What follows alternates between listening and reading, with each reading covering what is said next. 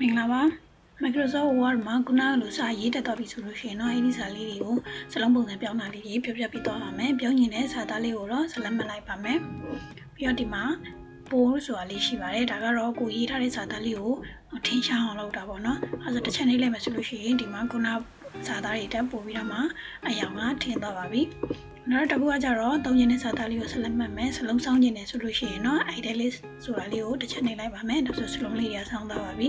နောက်တစ်ခုကကြတော့ underline ထားမယ်ဆိုလို့ရှိရင်ဒီ underline ကိုတစ်ချက်နှိပ်လိုက်ပါမယ်အဲဒီမှာ underline မှာပုံစံတွေအများကြီးရှိပါတယ်သူရဲ့ဘေးကထောင်ရိုးကိုနှိပ်ပြီးတော့ခါကြတော့ underline မျိုးစားကိုရွေးပြီးတော့သုံးလို့ရပါတယ်ပြီးတော့သူ color သုံးမယ်ဆိုလို့ရှိရင်လည်း underline ရဲ့ဘေးကထောင်ရိုးကိုနှိပ်မယ် underline color မှာသွားပြီးတော့အရောင်ရွေးလို့ရပါတယ်နောက်တစ်ခုကစလုံးကို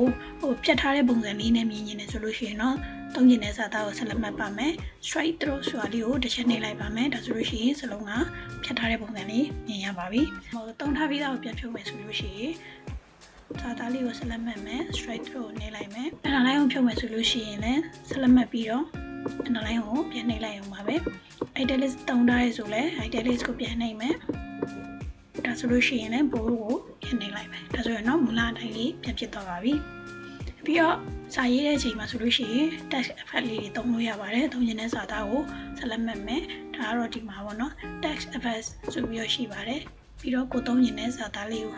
ပုံစံလေးကိုဒီမှာရွေးလို့ရတယ်တော်တော်မျိုးတင်လိုက်ပြီဆိုတာနဲ့နောက်မှာပြပေးတယ်ပေါ့နော်ဥပမာလေးနဲ့ပြပေးတယ်ဒါဆိုဒီကလေးရွေးမယ်ဆိုဒီမှာတစ်ချက်နှိပ်ပြီးတော့သုံးလိုက်လို့ရပါပြီနောက်ထပ်သုံးခြင်းတဲ့စာသားကိုဆက်လက်မှတ်မယ် text effect တွေကိုသွားမယ်ယူလိုက်မယ်ဒါကရှိပြီးသား text effect ကိုသုံးတာအဲ့ဒီမှာသူ့ကို customize လုပ်လို့ရပါတယ် outline ပြင်မယ်ဆိုလို့ရှိရင်တော့ outline ကိုရွေးမယ် outline ရွေးပြီးတော့ဒီမှာအနက်ရောင်ထားလိုက်မယ်ဒါဆိုလို့ရှိရင်သူရဲ့စာသားတွေရဲ့ outline ကအနက်ရောင်ဖြစ်နေပြီပေါ့နော်မြင်အောင်လို့သူကိုစလုံးပေါင်းစိုက်လေးကြည့်လိုက်ပါမယ်နောက်တစ်ခုကကျတော့ share အနေနဲ့ထည့်ချင်တယ်ဆိုလို့ရှိရင်ထည့်လို့ရပါတယ် share ကဘယ်ဘက်မှာထွက်ချင်တာလဲပေါ့နော်ဒီလိုမျိုးရေးလိုက်လို့ရတယ်သုံးခြင်းတဲ့စာသားကိုဆက်လက်မှတ်မယ် text effect တွေကိုသွားမယ် reflection လည်းထည့်လို့ရပါတယ်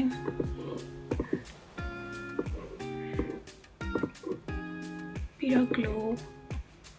သူ့ဘေးမှာပေါ့နော်ရောင်လေး glow နေရထည့်ခြင်းဆိုလည်းဒီ glow ကိုနှိပ်ပြီးတော့ထည့်လို့ရတယ်သူ့သုံးလို့ရတယ်ပေါ့နော်ပြီးတော့ဒါတွေကိုပြန်ဖြုတ်မယ်ဆိုလို့ရှိရင်သူတို့ကိုဆက်လက်မှတ်လိုက်ပါတစ်ချက်တည်းဖြုတ်လို့ရတာကကြတော့ဒီမှာ clear formatting ဆိုပြီးတော့ရှိပါတယ် clear all formatting ပေါ့နော်အခုနကပြင်ထားတာတွေအကုန်လုံးကိုဒါလေးတစ်ချက်နှိပ်ပြီးတော့မှဖြုတ်ပေးလိုက်တာပါဒါဆိုလို့ရှိရင်အခုနလိုတစ်ခုချင်းစီဖြုတ်နေကြမလို့တော့ပဲအားလုံးကိုပေါင်းပြီးတော့မှတစ်ခါလေးနှိပ်လိုက်ရင်ရပါပြီ